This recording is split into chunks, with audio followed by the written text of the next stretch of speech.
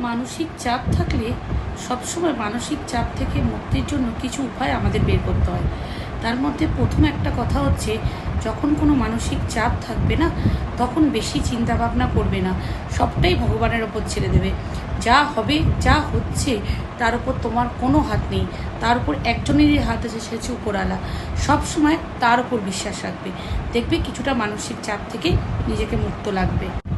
যদি অন্যের ব্যাপারে সব কিছু বিষয়ে নাক গলানোর চিন্তা থাকে, সেটা থেকে দূরে থাকুন। সবসময় নিজেকে নিয়ে ব্যস্ত থাকুন, অন্যের বিষয়ে নাক গলাবেন না। সম্পত্তি, পদমর্যাদা, সব কিছুর চিন্তা, টেনশন থেকে নিজেকে মুক্ত রাখুন। সব কিছুই হবে, সেটা সময়ের অপেক্ষা করতে হবে। তার জন্য হয়তো চিন্তা বা টেনশন করে মানসিক চাপ বাড়াবেন না। প্রতিদিন নিজের জন্য নির্জনে কিছুটা সময় কাটান, দেখবেন সব ভালো হবে।